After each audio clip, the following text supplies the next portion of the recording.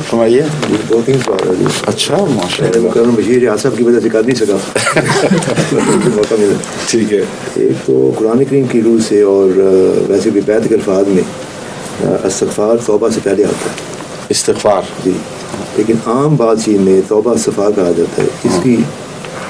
اس کا مطلب ہے عام بات چیت غلط ہے.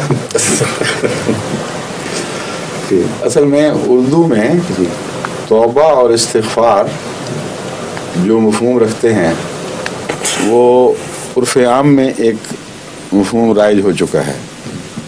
مراد یہ ہے کہ جب تک کوئی انسان تائب نہ ہو اس کی استغفار کی طرف توجہ نہیں ہو سکتی. یہ معنی ہے.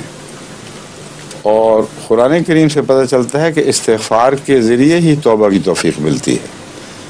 اگر استغفار نہ ہو تو انسان کو توبہ کی توفیق ہی نہیں ہے. اسی لیے قرآن کریم نے استغفار کے بعد توبہ رکھی ہے. تو عرف عام اور بات ہے اور قرآنی حقائق اور چیز ہیں. وہ اس لیے ہے کہ توبہ کرنے کی انسان کو طاقت ہی نصیب نہیں ہو سکتی جب تک اللہ تعالیٰ کی طرف سے اس پر توبہ کی توفیق نہ اترے. اور اس لیے توبہ کی توفیق مانگنے کے لیے استغفار ہے. اور یہ پہلے دن کی انسانی کہانی ہے، آج کی نہیں. آدم نے بھی خدا سے وہ کلمات سیکھے تو پھر اسے توبہ کی توفیق ملی، ورنہ اسے توبہ کا طریقہ بھی نہیں پتا تھا.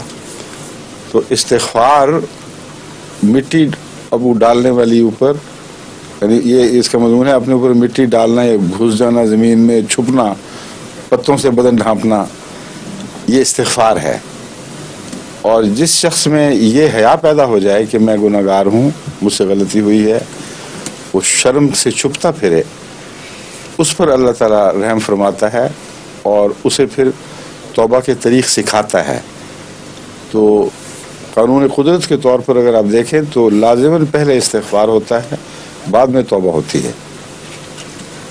یہ وہ قرآن کریم کی ترتیب ہے جس کا اس سے بہت کچھ کہا جا سکتا ہے، لیکن سر دست میرے خیال یہی کافی ہے.